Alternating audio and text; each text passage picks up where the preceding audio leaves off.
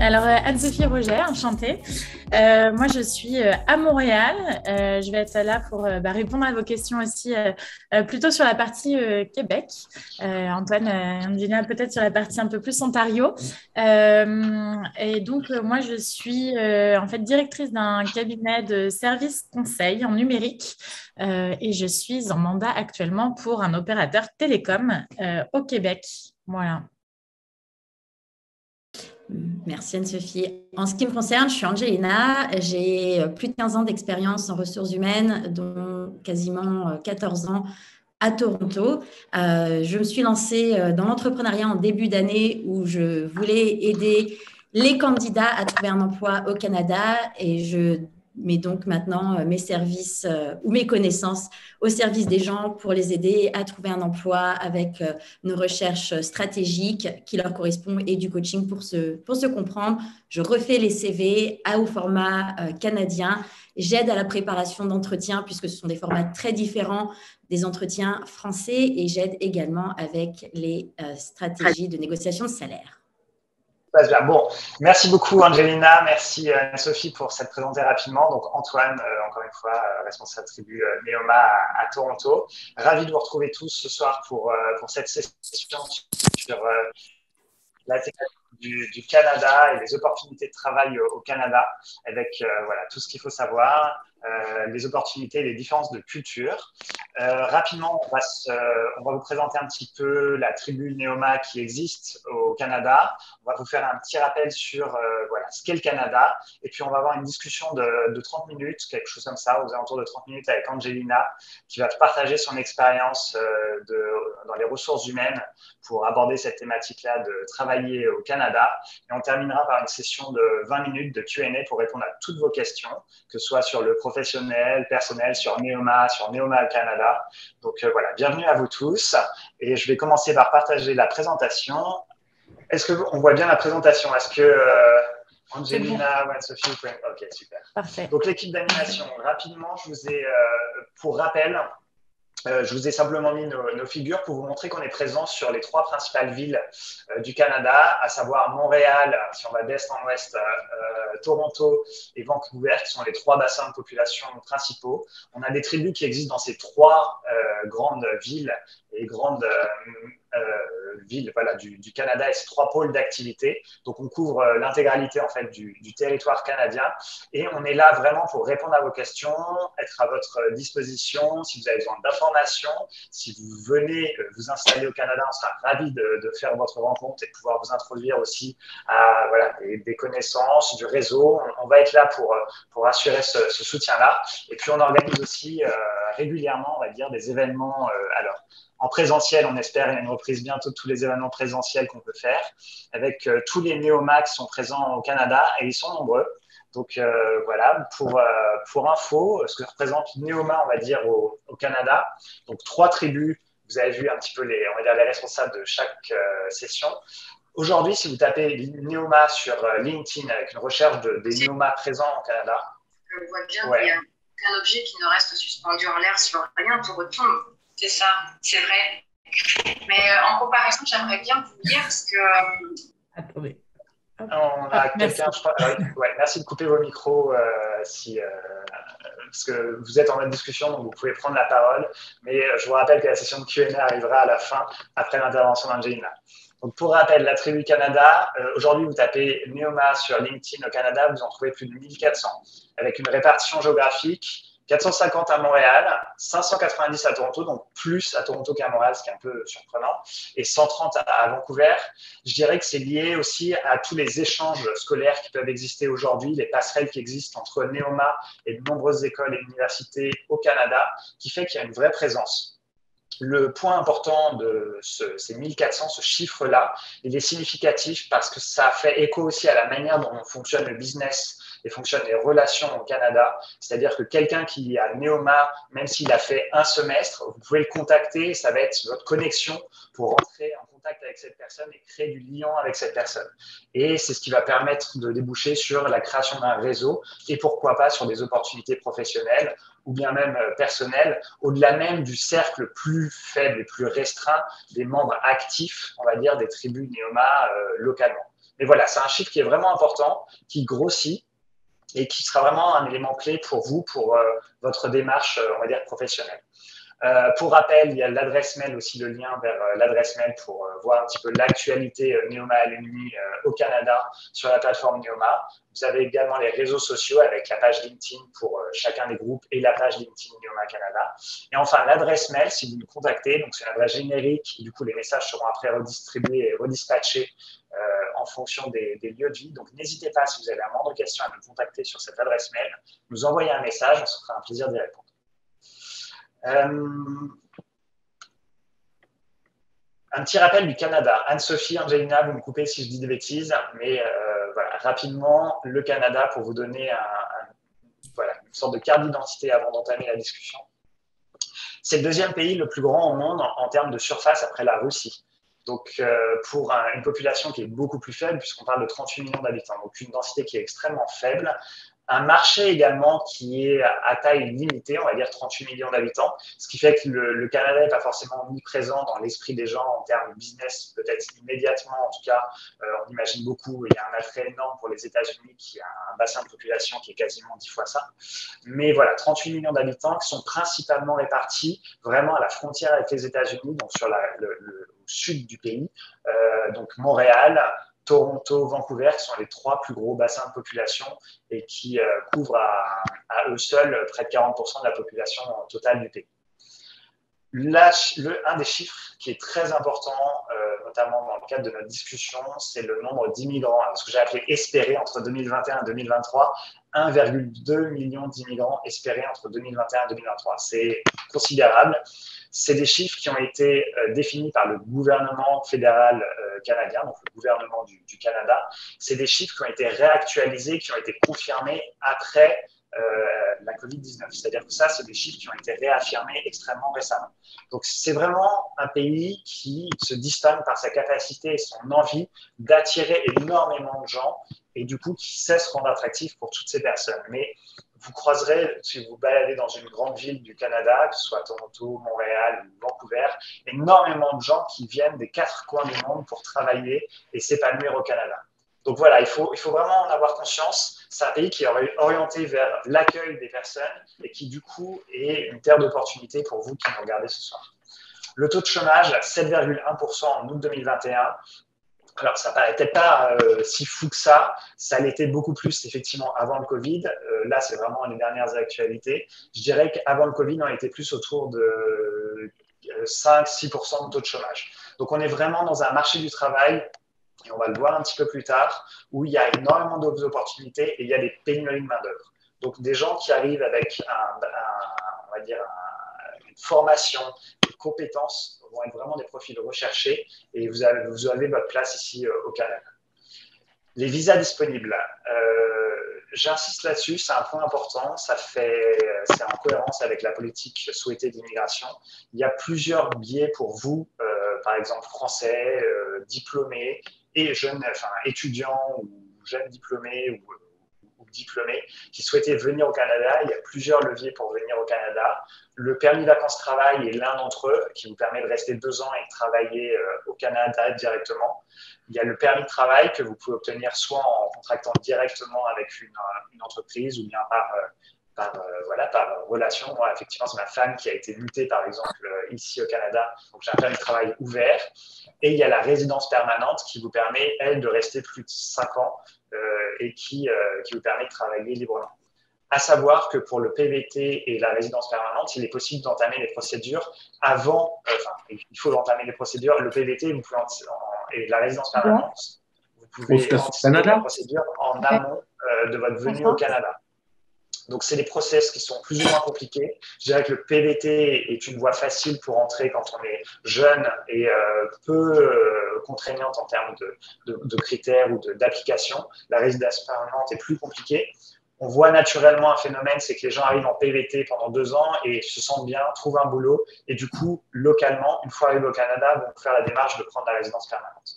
Il y a un dernier point, je pense qu'Anne-Sophie aura peut-être plus d'informations, qui est le VIE, mais qui du coup là est lié vraiment à l'entreprise. Enfin, 2 langues officielles, qui sont l'anglais et le français, ce qui est bien pratique et qui va vraiment permettre de valoriser en fait toute votre expérience et votre aisance des langues à la fois français et anglais.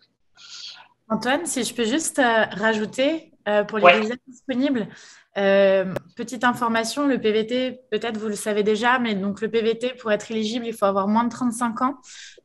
Et l'immigration, en fait, dépend des politiques fédérales. Donc, en fait, vous n'allez pas demander au Canada de vous accueillir, vous allez demander à une province en particulier, que ce soit le Québec, l'Ontario, la Colombie-Britannique. Donc, il faut cibler parce que votre permis de travail, à part le PVT, est valable pour une seule province. Merci Anne-Sophie. Maintenant, on va laisser la parole à Angelina. Petit rappel avant d'aborder ces différentes thématiques. L'idée, c'est vraiment qu'on va faire cette discussion pendant 30 minutes avec Angelina pour vous apporter des éléments, pour qu'elle partage son expérience et la réalité du terrain au Canada sur les différentes thématiques qu'on va voir. Gardez bien vos questions. N'hésitez pas à poser vos questions dans le chat. Et après cette intervention de 30 minutes, il y aura une session de questions-réponses de 20 minutes. On sera encore une fois ravis de répondre à toutes vos questions. Donc, merci de bien mettre vos micros sur mute et de poser vos questions dans le chat pour la session qui interviendra après. Et je vais laisser la parole du coup à Angelina avec la première thématique qu'on va aborder qui est la stratégie RH, attirer et retenir les talents. Et si je devais dire une chose sur cette thématique en particulier, je pense que c'est vraiment mettre un focus sur les opportunités qui existent pour vous aujourd'hui au Canada. Il y a une vraie pénurie de main-d'œuvre et du coup, les entreprises vont vraiment vouloir vous attirer et prendre soin de vous. Donc, je vais partager un peu mon écran et ramener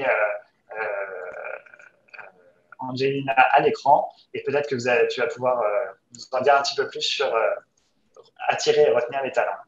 Ouais, merci tout le monde d'être ici. Merci Antoine pour la présentation. Juste pour redonner du contexte, donc j'ai eu un master en France de l'IAE de Rennes en gestion internationale des ressources humaines et ma carrière RH a été principalement dans l'acquisition des talents et mon dernier poste était un poste de responsable RH et de responsable régional pour le Québec, donc sur des postes beaucoup plus stratégiques. Mais beaucoup de mes amis ont fait les mêmes études que moi et donc je peux encore comparer avec ce qui se passe en France et être sûre de ce que je raconte par rapport aux stratégies RH qu'on peut rencontrer en entreprise, on va dire, nord-américaine. D'un point de vue de l'attraction et de la rétention, on voit vraiment les talents comme un atout compétitif. Ce n'est pas une blague.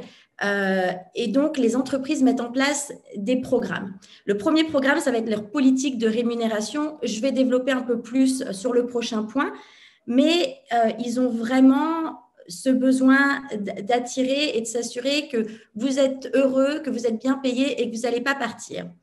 La culture d'entreprise. Alors, je pense que toute entreprise dans le monde a envie d'avoir une culture d'entreprise, d'avoir des employés qui se sentent faire partie d'une famille. Mais j'ai vraiment senti au Canada, en tout cas dans les entreprises pour lesquelles j'ai travaillé, qu'il y avait un travail de fond pour s'assurer du bien-être de ces employés, de s'assurer que les employés aient envie de parler de leur entreprise et d'en faire de la pub et de vendre les produits. J'ai également vu beaucoup de sondages de satisfaction des employés, quelque chose qui est fait pour certaines entreprises annuellement ou tous les 2 ans, voire tous les 6 mois ou trimestres, dépendamment de la taille du sondage.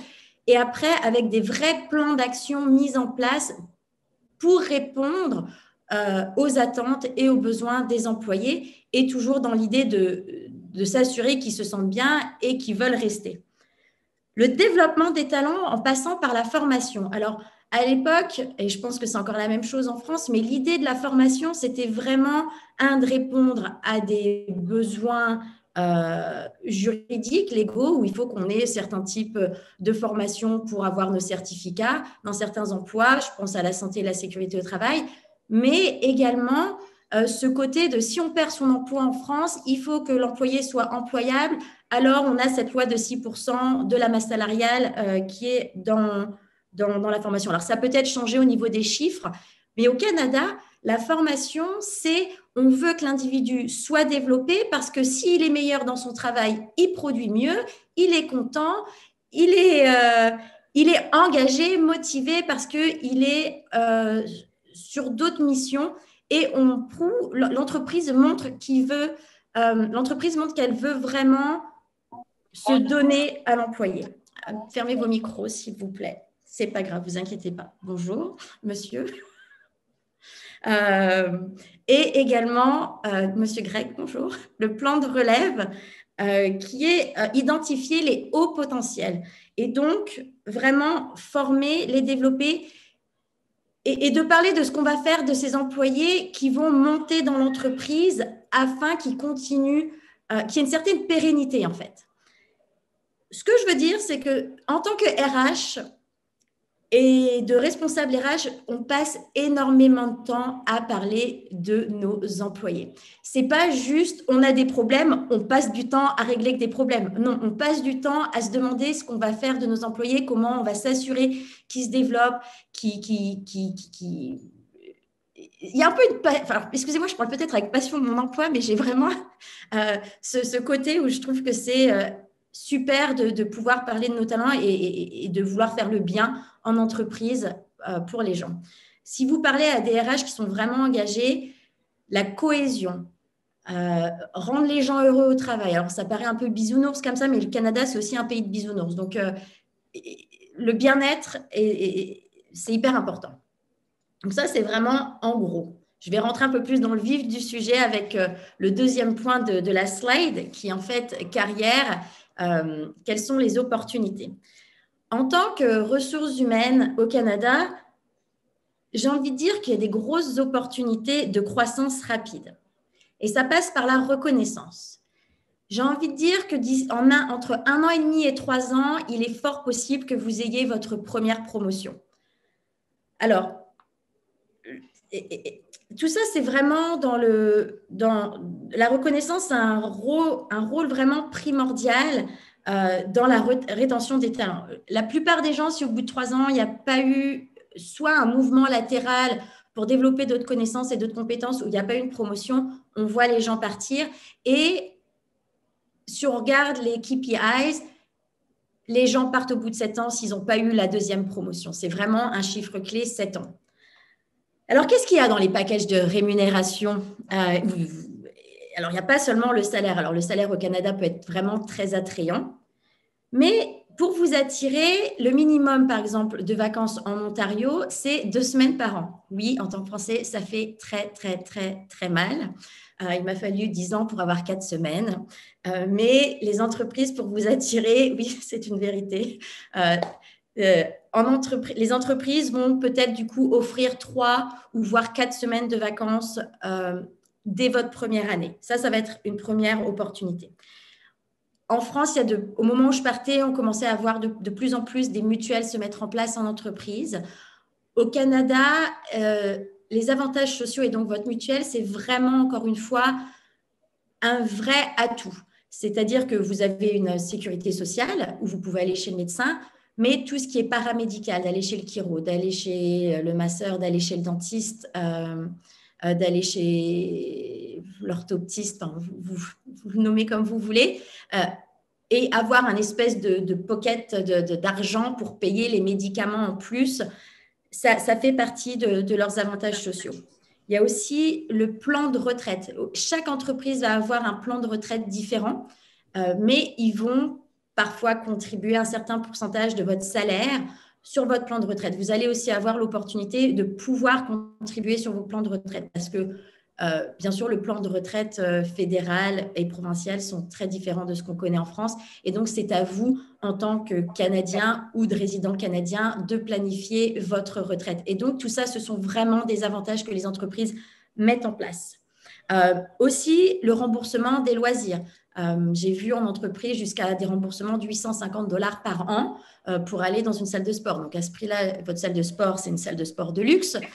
Mais ça peut être utile. Encore une fois, on est sur le bien-être. On veut s'assurer que les gens prennent soin de leur santé. Si vous êtes en bonne santé, vous n'allez pas prendre des arrêts maladie, vous allez travailler, vous allez être heureux, vous allez créer de l'endorphine, tout le monde va être content. Les bonus, je pense qu'on appelle ça des primes d'intérêt en France ou de 13e mois, si c'est encore un terme qu'on utilise. Mais le bonus peut vraiment, encore une fois, faire partie, selon les entreprises pour lesquelles vous travaillez, faire partie de votre package salarial. C'est-à-dire qu'on voit des bonus qui peuvent aller jusqu'à 30-40% du salaire de base.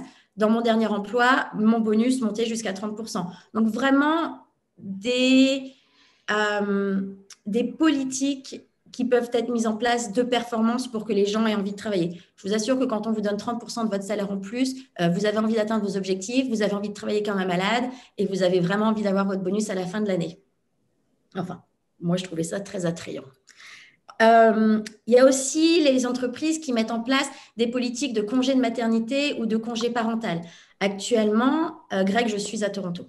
Actuellement, si vous êtes une femme ou si vous êtes père et que donc vous devenez parent, c'est le chômage, l'employment insurance qui vous paye votre congé, sachant que le maximum que vous pourriez avoir en Ontario si vous êtes en congé parental, c'est $2,000 par mois, enfin plus ou moins, c'est presque $600 par semaine, sachant qu'il y a beaucoup de gens qui gagnent beaucoup plus que $2,000 par mois.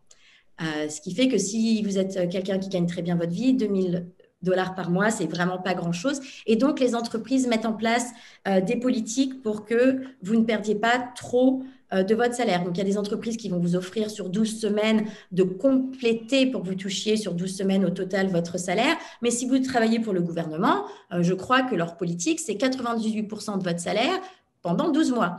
Bon. Alors, ça dépend pour qui vous travaillez, mais il faut savoir que c'est aussi quelque chose d'attrayant et c'est aussi une manière de vouloir attirer les femmes.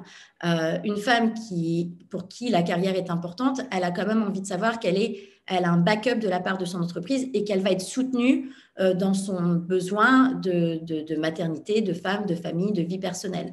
Moi, je trouve ça vraiment génial. Alors, pourquoi tant d'emphase sur le fait de retenir des talents? Je vous parle beaucoup de retenir les talents, mais pourquoi? Alors, en France comme au Canada, recruter et former les gens, ça coûte de l'argent. Les entreprises, bon, si elles peuvent faire des économies, elles seront bien contentes. Mais il faut savoir que la plupart des employés, le préavis qu'ils ont à donner, c'est 2 semaines, à part si dans votre contrat, il est écrit que vous devez donner 4 semaines. Imaginez-vous, vous en avez marre, vous avez cherché un emploi, hop, bonjour monsieur mon patron, voici mon préavis, 2 semaines. Ah, et bien là, je peux vous assurer qu'en 2 semaines, on ne remplace pas quelqu'un.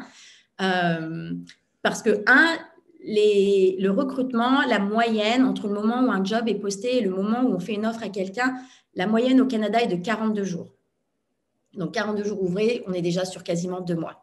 Ça, c'est juste le temps de trouver la personne. Et on n'est même pas sûr que ce soit la bonne personne parce que même si on a des super process en place, on ne sait jamais ce qui peut se passer. Et puis après, il faut former la personne. Ce qui veut dire que pendant ce temps-là, le moral de l'équipe en prend un coup parce qu'il faut qu'elle absorbe la charge de travail. Donc, vous comprenez pourquoi on ne veut pas perdre les gens, ou alors si on les perd, on veut être un peu au courant qu'il y a des choses qui se trament.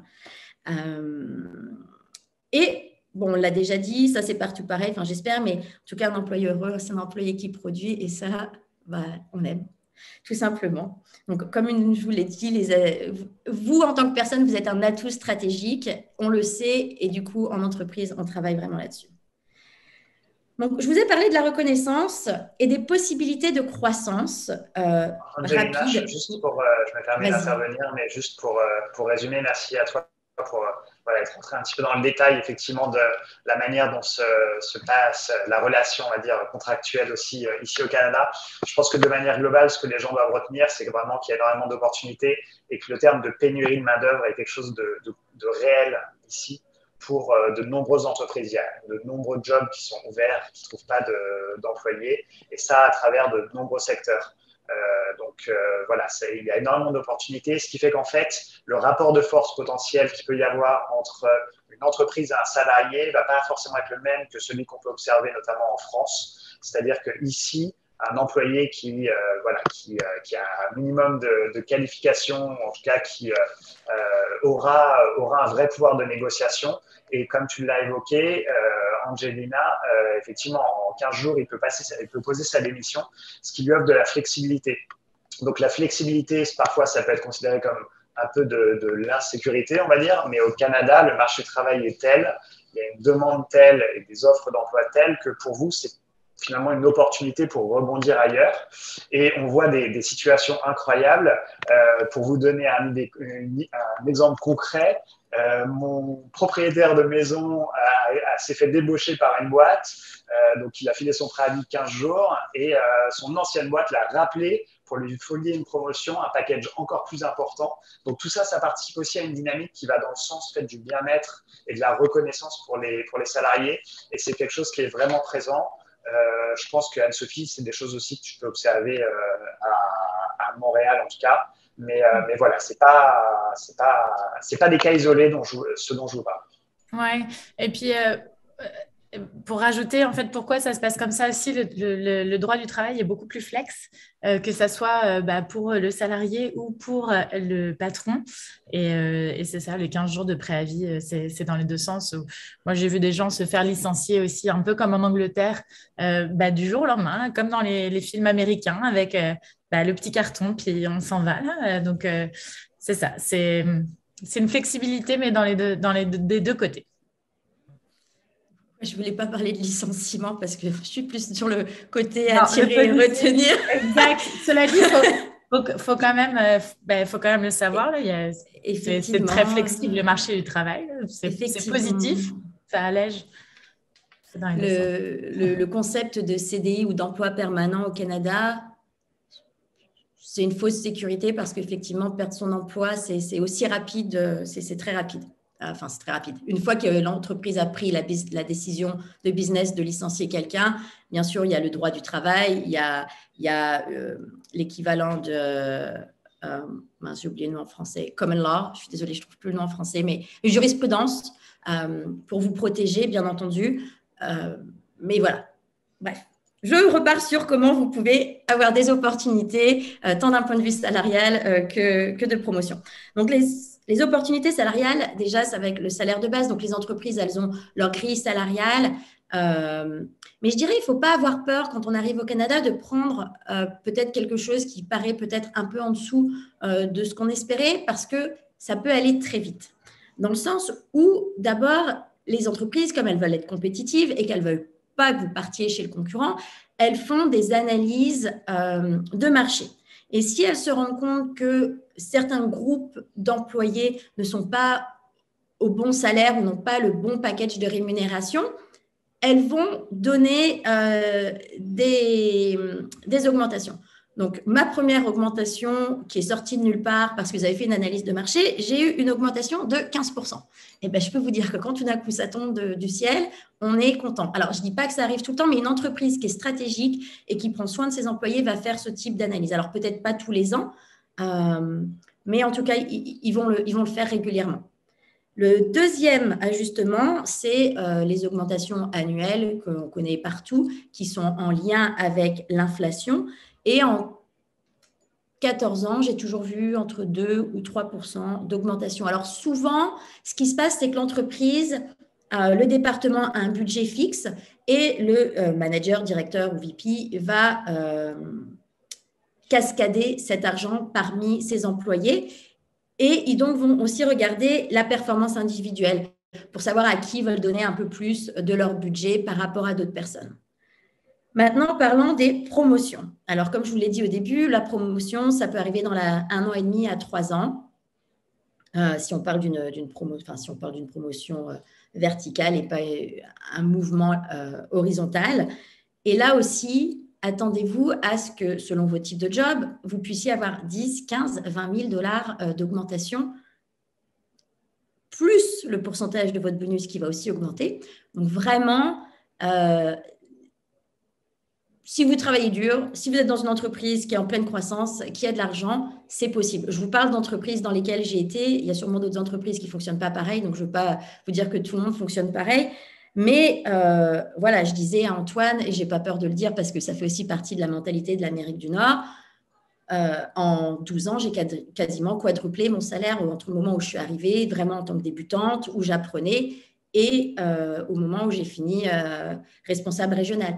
Alors, ça demande beaucoup de travail, ça demande d'avoir envie de travailler, et ça vient sur le prochain point du 9h, 5h au Canada. Mais en tout cas, si vous avez envie, il y a des opportunités là-dessus. Du coup, je vais maintenant vous parler de l'environnement de travail et comment s'adapter, parce qu'on a quand même des différences de culture. Alors, j'ai envie de dire une chose qui, moi, me surprend encore, c'est la proximité avec la direction. Alors, je ne sais pas si c'est une histoire de langage ou déjà au Québec, Anne-Sophie, j'imagine que tu tutoies tout le monde au Québec, que ce soit ton directeur, ton VP, ton senior VP, il n'y a pas de différence, il y a vraiment une espèce de sensation d'égalité des gens et tout le monde est collègue. Et ça facilite un peu les communications. Alors, en anglais, bien sûr, on est sur le you, mais ça, je trouve ça hyper agréable. Et généralement, ils aiment bien dire bonjour à tout le monde. Et puis, du coup, les gens, ils se sentent spéciaux quand quelqu'un de haut placé dit bonjour et se souvient du prénom. J'ai envie de parler de la pause déjeuner. Alors, quand j'appelle mes amis en France, enfin, en tout cas, mes amis m'appellent, ils sont en pause déjeuner, ils ont pris 1h30, 2h, ils sont allés manger dehors, ils sont allés au yoga, enfin bref, ça c'est super. Alors, je pense qu'au Canada, ça commence à se voir. Quand je travaillais chez Nestlé, ma pause lunch était, c'était un peu un rituel. Si je n'allais pas manger, je me faisais gronder. Mais dans toutes les entreprises pour lesquelles j'ai travaillé, j'ai envie de dire qu'il y a quand même une tendance à manger à son bureau ou faire sa pause lunch, c'est en fait de courir au food court, faire la queue pendant 20 minutes et manger quelque chose hyper rapidement. Les entreprises, encore une fois, je vous parlais de bien-être, donc elles font en sorte d'avoir des kitchens, des cuisines avec du café, avec des snacks, avec des fruits de plus en plus où les gens peuvent s'asseoir. Mais selon le type de rôle dans lequel vous êtes, si vous êtes dans des types de rôles managériaux, la probabilité que vous puissiez faire des longues pauses déjeuner, on va dire que ce sera plus si vous êtes en team building. En tout cas, c'est mon expérience. On parle beaucoup du 9 to 5, du 9h, 5h au Canada. Il y a des jobs, effectivement, sur mon contrat, techniquement, c'était écrit 35 heures ou 37,5. Techniquement, on ne travaille pas plus de 8 heures par jour au Canada et pas plus de 48 heures par semaine. Sauf que, encore une fois, si vous êtes sur un poste de cadre, alors on n'explique pas que c'est un poste de cadre, bah, vous n'avez pas vraiment d'horaire. Mais vous allez quand même voir les gens arriver à 9 heures et repartir à 5 heures. Ces personnes-là, si elles ont des postes cadres, elles vont sûrement se mettre sur leurs ordinateurs tôt le matin ou partir à 5 heures, s'occuper de la famille, s'assurer qu'ils peuvent faire à manger, avoir du moment en famille et être de nouveau connectés le soir sur leur laptop, sur leur téléphone. Et puis, il y a aussi énormément de gens qui voyagent beaucoup parce que les business à Toronto, il y a beaucoup de gens qui ont des business avec le Québec. Donc, il y a beaucoup de gens qui voyagent.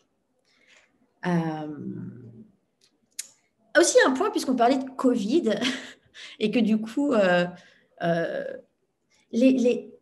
Canada, les gens ont très peur des gens malades.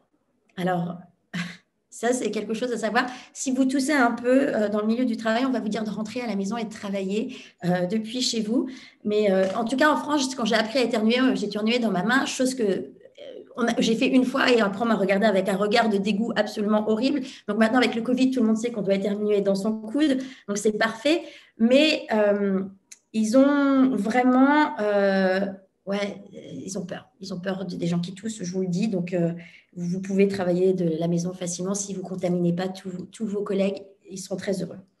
J'ai envie de dire également qu'au Canada, il faut trouver un certain équilibre pour partager son avis, ses idées. En France, nous avons une tendance à être direct, voire très direct, alors qu'au Canada, on a tendance à être très diplomatique. Et donc, apprendre à partager ses idées, à être dans l'écoute et à donner un feedback constructif. On en parlait avec Antoine cette semaine, où lui, il appelle ça la conversation sandwich, où avant de donner un feedback, on va d'abord partager quelque chose de positif. Puis, on va partager son feedback. Comme ça, on ne heurte pas trop la personne. Et puis après, on refinit avec quelque chose de positif. Donc, mais c'est un vrai souci. C'est-à-dire que, bien sûr, j'ai beaucoup dans mon entourage de personnes françaises. L'adaptation de ne pas balancer ce qu'on a à dire comme ça, de manière diplomate, en faisant pas sentir quelqu'un en face de nous un peu bête, ça peut être un souci. Et donc, je vous le dis, comme ça, vous en avez conscience et à partir du moment où on en a conscience, on peut essayer de faire attention à la manière dont on communique. Mais le nombre de gens que je connais qui ont des problèmes avec leur manager parce qu'ils ont mal parlé à un collègue et qu'eux, ils disent « Ah non, mais j'ai pas mal parlé, j'ai juste dit ce que je pensais », ben, ça passe pas. Voilà, ça, c'était… Donc, le point, c'est être vigilant. Je voulais aussi parler des lois antidiscriminatoires ou antidiscriminatives, je ne sais pas comment ça se dit, mais ça se voit dès le processus de recrutement. C'est-à-dire que dans le CV, on ne met pas de photo, on ne met pas la date de naissance, on ne met pas son statut marital. Ça commence dès le début dans le processus de recrutement. Mais c'est aussi, du coup, ça fait un lien avec ce que je viens de dire, la manière dont on donne un feedback, c'est qu'on est très politiquement correct. On ne dit pas un blanc, on dit un caucasien, on parle d'afro-américain, on ne va pas parler du genre, de l'orientation sexuelle, de ses origines. Le Canada étant un pays d'immigrants, on ne peut pas supposer que quelqu'un qui est asiatique physiquement ou qui a des traits asiatiques est asiatique, parce que la personne va mal le prendre, parce qu'elle est née à Toronto. Donc voilà, toutes ces choses-là, il faut être vigilant. Jusqu'au point où maintenant, encore une fois, dans les stratégies d'entreprise, on a des départements de diversité et d'inclusion. C'est-à-dire, on a des gens qui sont spécialisés pour former comment parler à ses collègues, comment faire des présentations en utilisant le bon vocabulaire, et on a vu ça l'année dernière avec le Black Lives Matter. Tout d'un coup, on avait notre manager Diversity and Inclusion qui est arrivé et on a eu des présentations et comment parler aux gens et on ne peut pas dire ci, on ne peut pas dire ça et voilà comment aborder le sujet avec les gens qui ont probablement été heurtés ou qui se sentent… Enfin, ils sont investis à faire en sorte que tout le monde se sente inclus. Je vais du coup passer sur mon prochain point qui est l'expérience canadienne quand vous arrivez au Canada. Donc, comment lever les freins? J'ai jamais entendu aucun manager me dire « je n'embauche pas cette personne parce qu'elle n'a pas d'expérience canadienne ». Jamais, jamais, jamais, jamais. Je pense que c'est quelque chose qui se perpétue dans le partage d'expérience où je n'ai pas trouvé un travail parce que je n'ai pas d'expérience canadienne. Je pense que et ça c'est vraiment mon interprétation personnelle, je l'ai lu nulle part, je ne l'ai pas lu dans un livre de business, mais je pense que pour avoir travaillé en Global Mobility, donc en gestion internationale d'expatriés, on regarde vraiment comment les gens s'adaptent.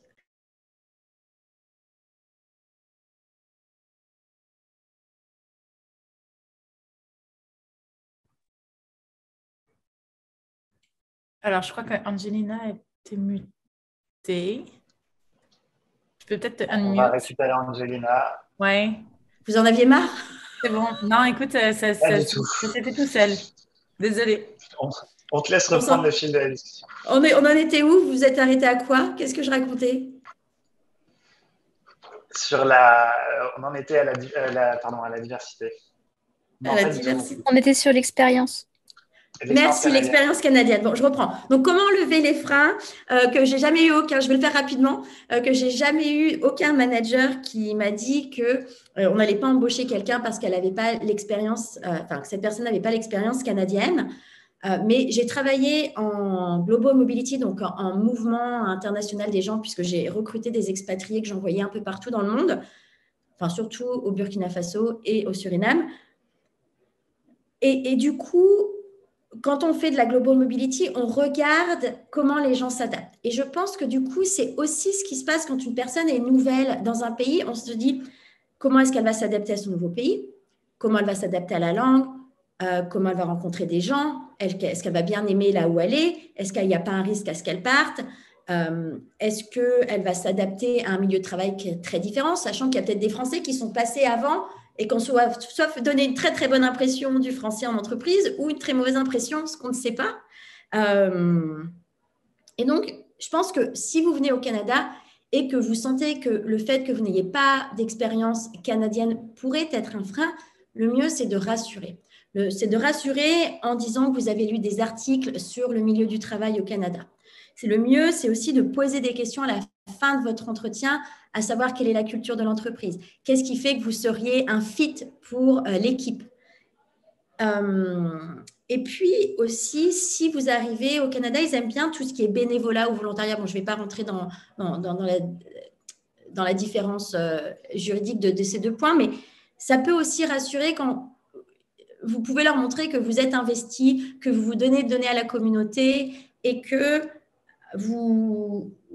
en travaillant avec des gens qui ne vous payent pas, vous êtes capable de travailler avec d'autres personnes et donc de vous adapter à un milieu très divers. Voilà, je pense que je conclus sur ma présence, sur mon intervention. Merci beaucoup, Angelina. Sophie, je ne sais pas s'il y a des éléments que tu souhaites ajouter toi-même avec une vision peut-être plus francophone et au Québec, à Montréal, par rapport au discours d'Angelina et également sur les derniers points. Pour résumer, je dirais qu'il y a énormément d'opportunités. C'est un pays où il y a des opportunités professionnelles intéressantes, de vraies opportunités de se développer, pour grandir au sein d'une entreprise, mais aussi personnellement et professionnellement dans sa carrière, que ce soit en termes de promotion, d'avancement, de rémunération. Il y a moyen de gagner pas mal d'argent, mais il y a aussi, il faut avoir conscience qu'il y a aussi des différences qui existent. Et il peut y avoir une vraie proximité avec les Canadiens, peut-être en plus renforcée au Québec ou à Montréal, en tout cas dans la manière de vivre. On peut s'imaginer qu'on est pareil, mais l'approche au travail va être quand même assez différente. Il faut en avoir conscience, il faut arriver en respectant cette culture et en s'adaptant, notamment par toute la mention que tu as fait, Angelina, qui est très intéressante sur la culture, ce qu'on appelle du feedback. Donc voilà, comment s'inscrire dans l'organisation. Il faut vraiment l'avoir en tête, parce que sinon ça va revenir contre vous très très vite. Voilà, pour anecdote, ma femme qui a pris un poste ici, au bout de 10 jours, c'est son N-1 qui lui a fait un petit point et qui lui a expliqué la notion de sandwich. Donc voilà, sans quoi elle ne pouvait pas continuer à gérer toute son équipe. Donc c'est assez radical. Mais voilà, je pense qu'il y a pas mal d'opportunités maintenant. Anne-Sophie, écoute, je te laisse rajouter des éléments s'il y a des choses que tu souhaites ajouter. Et puis après, on va passer à vos questions. Merci à vous. Oui, merci. Donc, moi, je vais parler Québec. Je ne connais pas du tout le marché de Vancouver ni de Toronto, qui sont des marchés principalement anglophones. Il y a une question d'ailleurs qui est revenue, qui était, est-ce qu'on est handicapé quand on n'est pas natif en anglo pour travailler à Toronto, Vancouver? En tout cas, pour Montréal, je vais répondre. Comme disait Antoine, ça vient vraiment des quatre coins du monde. Donc, moi, je parle anglais comme une Française, je parle avec des Turcs, je parle anglais avec des Turcs, je parle anglais avec des gens qui sont des États-Unis, de l'Angleterre, je parle avec, voilà, vraiment, c'est un anglais très cosmopolite, donc c'est pas du tout l'anglais qu'on apprend en France à l'école. C'est vraiment un anglais beaucoup plus courant, beaucoup moins soutenu, voilà.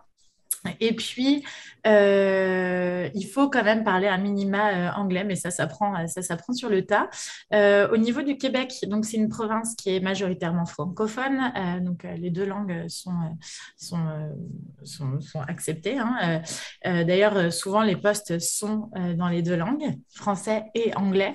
Qu'est-ce que je voulais vous dire? J'en ai un petit peu oublié mon fil parce qu'il y a eu plein de questions là-dessus. Ouais.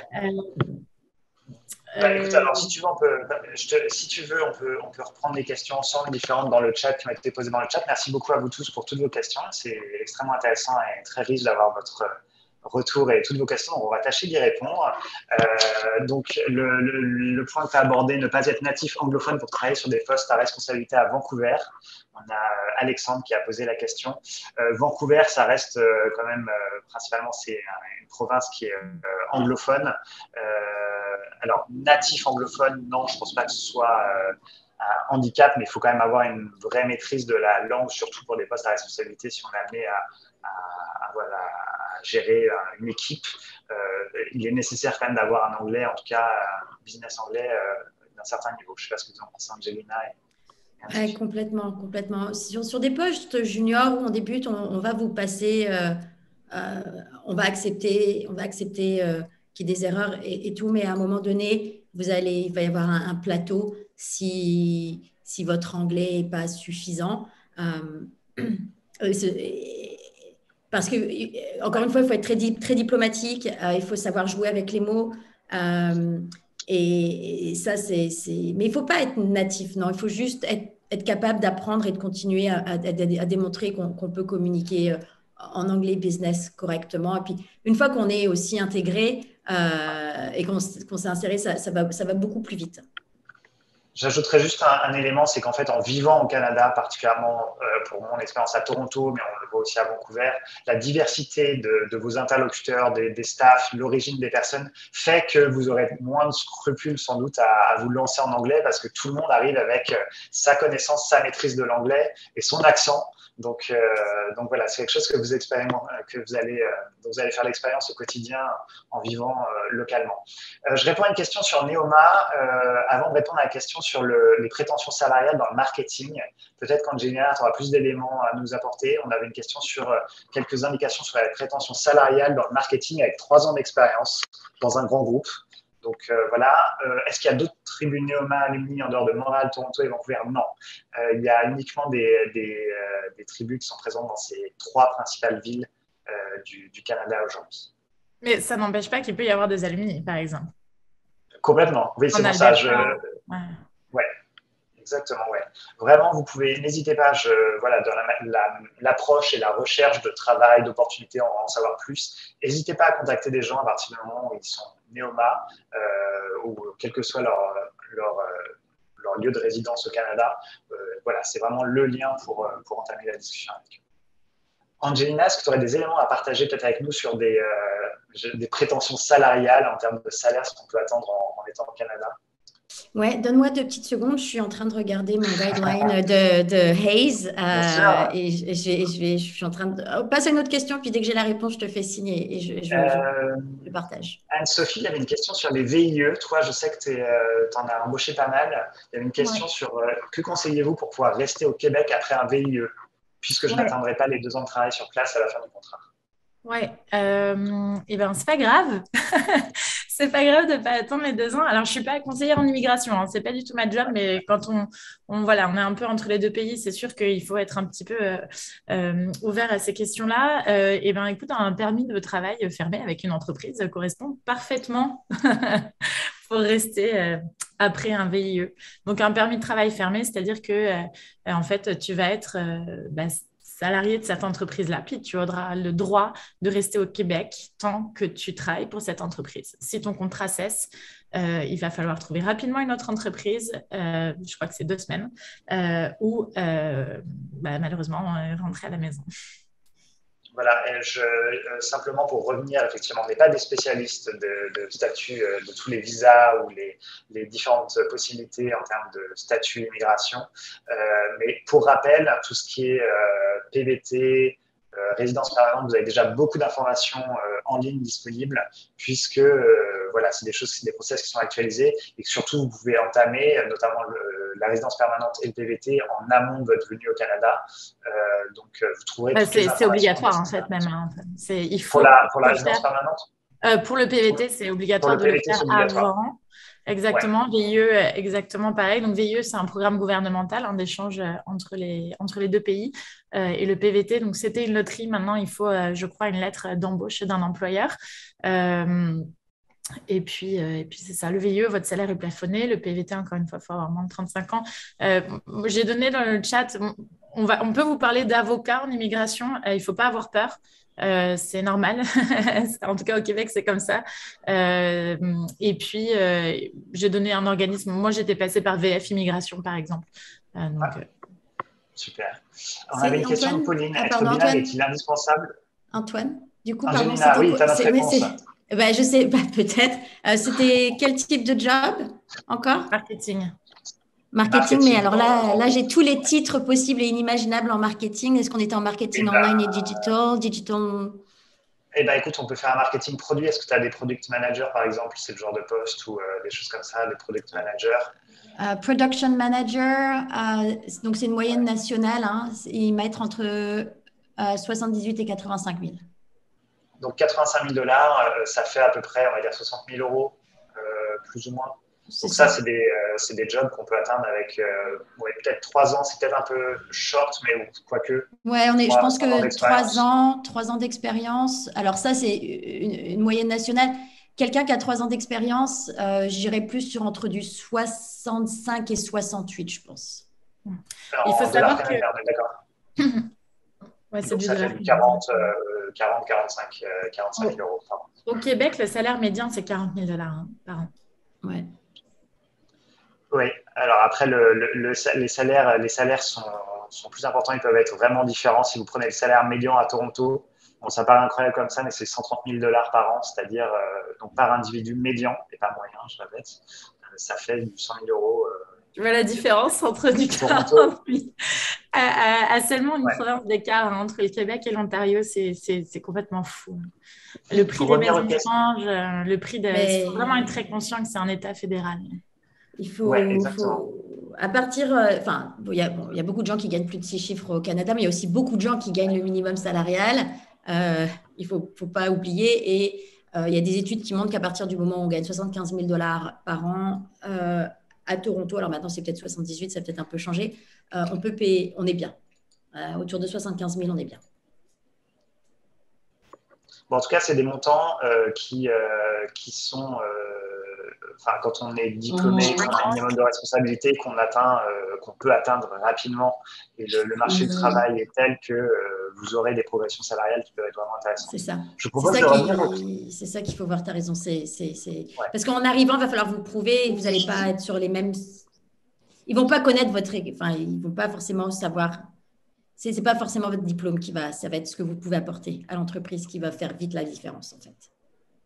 On avait une question de Greg au niveau du marché. Est-ce qu'en venant de France, il y a des barrières et par exemple des professions secteurs privilégiés?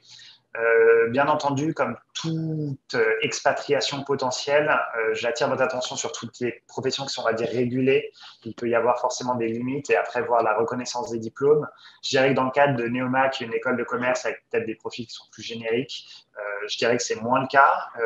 Angelina, Anne-Sophie, est-ce que vous avez des éléments à nous apporter par rapport à cette question? Nous, tout ce qui est santé, éducation, même avec un diplôme français, on peut être médecin avec 8 ans d'études, il faut faire l'équivalence. Donc, même par exemple, tout ce qui est opticien, un opticien qui est opticien en France, il sera pas opticien, il sera vendeur en magasin de lunettes, mais il ne sera pas opticien, par exemple. Donc, non, pour tout ce qui touche la santé, l'éducation, le travail avec les enfants, c'est assez réglementé. Oui, mon point, c'est en fait de dire, nous, on vient d'une école de commerce. Venant de cette école de commerce, on est plutôt marketing, finance et tout un tas d'autres métiers. Est-ce que pour nous, c'est un débouché de venir au Canada? Et est-ce que c'est plutôt facile de venir? Après, il y a les barrières, des choses comme les visas, les choses comme ça. Mais est-ce qu'on fait partie des gens qui vont intéresser ce marché? Et je parle pour les jeunes, mais aussi pour les moins jeunes. Moi, j'ai 50 ans maintenant, donc, mais je suis prêt à bouger. Alors, mon expérience en tant que RH, j'ai envie de dire, c'est peut-être différent au Québec, mais en Ontario, déjà, il y a beaucoup de gens qui n'ont pas de master parce que l'université est très chère. Donc, les gens ont des licences, ce qu'ils appellent des bachelors. C'est pas quelque chose qui va nécessairement les impressionner, le type de diplôme que vous avez. Ça peut servir un peu plus tard quand vous allez commencer à monter dans les échelons, mais ça va plus être ce que vous allez livrer au travail, ce que vous allez apporter comme valeur ajoutée qui va faire la différence. Et d'ailleurs, je suggère à mes clients, quand ils arrivent de France, quand ils sortent d'une école, de donner du contexte par rapport à cette école, parce que si vous marquez Neoma Business School, ils n'ont aucune idée de ce que c'est. Alors qu'en France, tout le monde va le savoir. Mais du coup, il faut donner un peu de contexte. Et du coup, le diplôme, ça va être à vous, pendant l'entretien, d'expliquer que votre diplôme, les connaissances que vous avez acquises, si vous avez fait des travaux de groupe, qu'est-ce que ça vous a apporté comme skills, en fait. Mais les connaissances en tant que telles, théorique, on va dire, c'est parce qu'il est… Il s'en fiche. Moi, mon master, il s'en fiche. Que j'ai une certification américaine, il s'en fiche. Voilà. Je ne sais pas donner beaucoup d'espoir avec ça, mais enfin, il y a quand même quelque chose de fort que je ressens avec les Français au Canada, c'est qu'on est quand même force de proposition. Notre méthodologie est quand même assez extraordinaire comparée à certaines d'autres personnes. Et c'est ça qui fait notre force. Donc, c'est peut-être là-dessus que je vendrais la chose par rapport au diplôme, c'est qu'on apprend une méthodologie, qu'on a une manière d'être très analytique et du coup, qu'on est capable de vraiment produire et de délivrer et d'atteindre les objectifs de l'entreprise. Merci beaucoup.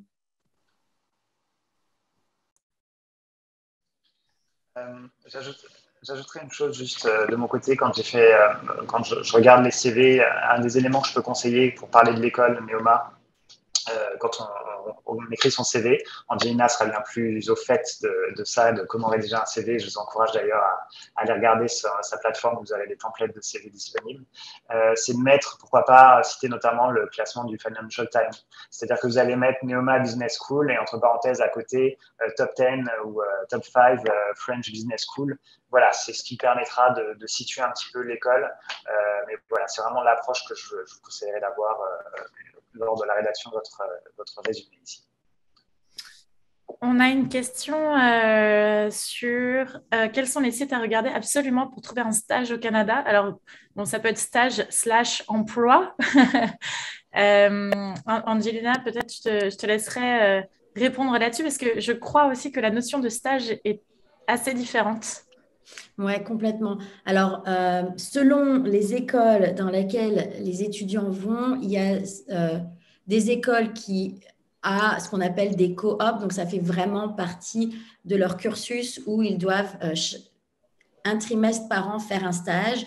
Et il y a des écoles qui ne le requièrent pas, donc là, ça devient des stages. Enfin, c'est un peu compliqué. Donc, il n'y a pas vraiment, entre guillemets, un site où on peut aller trouver des stages en tant que tels. Je suggérerais, c'est soit travailler avec des écoles déjà au Canada ou en fait d'approcher direct. Enfin, il y a peut-être à l'époque, je travaillais avec une association qui n'existe plus, qui s'appelait Expectation, je crois, ou quelque chose. Enfin, je me souviens pas, de toute manière, ça n'existe plus. Mais c'est pas resté ça. Ça n'existe plus. Ça n'existe plus. Mais plutôt de démarcher directement les entreprises qui vous intéressent pour voir s'il y a des opportunités de stage. J'ai vraiment pas… peut-être, je pense pas que LinkedIn ce soit… Peut-être Indeed, c'est possible que sur Indeed, ils mettent des offres de stage. Pour le Québec, on a le grenier, le grenier des jobs ou quelque chose comme ça. Pour pas ce qui est stage, mais pour ce qui est plutôt emploi, LinkedIn, c'est quand même le number one à fond, un réseau professionnel on top. Là. Ouais, LinkedIn, d'un point de vue stratégique, les entreprises vont choisir LinkedIn pour certains types de rôles et Indeed pour d'autres types de rôles. Vous avez aussi les agrégateurs comme Eluta, Simply Hired, Indeed à la base qui était aussi un agrégateur avant d'être un job board. Donc, tout ça, je ne vais pas rentrer dans les détails, mais pour les stages, regardez sur les job boards habituels. Et puis, s'ils cherchent co-op ou des interns, c'est là que vous trouverez. Peut-être rapidement, question concernant la forme du CV. Donc, si tu as 2-3 tips, Angelina, peut-être photo, pas photo. Est-ce que c'est en français, en anglais? Est-ce qu'on met la formation en premier, en dernier? Qu'est-ce qu'on fait? Ok, super. Je vais vous inviter à aller sur mon Instagram. On va commencer comme ça. Donc, je vais vous marquer. Mon site, c'est Canling People. Je pourrais aussi mettre le lien demain sur mon LinkedIn avec mon Linktree. Mais, ça c'est un direct message, c'est pas du tout ça, je vais marquer à everyone. Hop. J'ai mis en place un template, un modèle de CV canadien que vous pouvez télécharger gratuitement. Il est en français et en anglais. Dans ce modèle, j'explique aussi pourquoi je demande de faire les choses d'une certaine manière. Donc ça devrait vous aider. Je vais aussi sortir un cours d'ici 2 ou 3 semaines, je l'ai presque finalisé, où je vais encore plus loin dans chaque vraiment chaque point, je partage tous mes secrets de comment je crée mes CV pour mes clients. Mais en attendant que ça sorte, vous pouvez aller ça s'appelle voler mon CV canadien. Donc, je vous invite à le faire et ça vous donnera des bonnes indications. Si vous sortez juste de l'école, mais que vous avez fait des stages, l'éducation, je le mettrai quand même à la fin. Je mettrai l'éducation qu'au début, si vous n'avez pas eu de stage, mais que vous avez énormément appris pendant votre cursus et que vous avez fait une thèse ou que vous avez travaillé en équipe et que vous avez développé ce sens de travail d'équipe qui est quand même très important au Canada. Voilà, ouais, je me permets de rajouter juste que Angelina s'est vraiment spécialisée là-dessus et maintenant son objectif, c'est vraiment d'aider toutes les personnes, jeunes étudiants, actifs, pour les accompagner en fait, dans leur recherche d'emploi au Canada. Je vous encourage à regarder son Instagram, c'est assez marrant, elle a de super retours et elle a un fil qui est ultra dynamique avec beaucoup de tips et beaucoup d'éléments pour vous aider, vous accompagner. Gratuitement également, et puis vous pouvez prendre rendez-vous avec elle après si vous souhaitez une prestation plus poussée. Mais il y a déjà énormément de contenus qui vous donneront les grandes bases et les bonnes pratiques pour aborder le marché du travail ici au Canada. Petite info, parce que j'essaye de me rappeler ce que j'ai fait en arrivant. Il y a aussi à ne pas oublier les chambres de commerce et d'industrie françaises qui sont dans les grandes villes. N'hésitez pas à vous rapprocher d'elles. Elles sont là pour justement faire rayonner en fait la France à l'international. Elles seront ravies de vous aider sur des éléments professionnels. Il y a énormément de contenu. Vous n'êtes pas les premiers à vouloir venir au Canada. Vous ne serez pas les derniers. Comme a dit Angelina et Antoine, comme ils ont dit, c'est vraiment une terre d'accueil. Donc, on va vous accueillir les bras ouverts. Et puis, voilà, le Canada va vous donner. Vous allez beaucoup donner aussi au Canada. Puis, c'est vraiment un endroit où tout est possible, en fait, où on se donne vraiment les moyens. Quelqu'un m'a dit un jour, tu verras, au Québec, c'est pas des Français qui parlent anglais. En fait, c'est vraiment des Américains qui parlent français. Donc, c'est ça c'est un bon conseil. Donc, merci beaucoup Anne-Sophie. Je te remercie d'avoir pris part à la discussion et de représenter fièrement Montréal et le Québec. Un grand merci à toi Angelina pour toutes ces informations. Ça va être l'heure de clôturer notre discussion. On était ravis déjà d'avoir de si nombreux participants puisqu'on était on était plus de 60 présents à la discussion. Donc ça montre l'intérêt pour ce pays où il y a énormément d'opportunités. Angelina, merci beaucoup. Je vous encourage à regarder ce que fait Angelina en ligne ou bien nous contacter directement. Donc, pour rappel, je vais juste repartager mon écran rapidement. Voilà, vous avez différents. Voilà.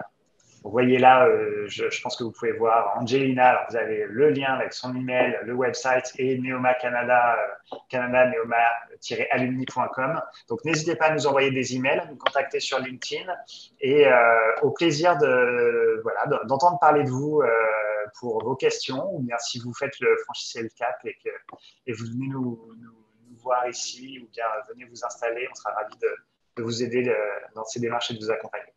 Donc voilà, merci beaucoup à vous tous. Une question, Antoine, sur les prochains événements, peut-être les prochains événements des tribus en physique côté Montréal, on n'en a pas.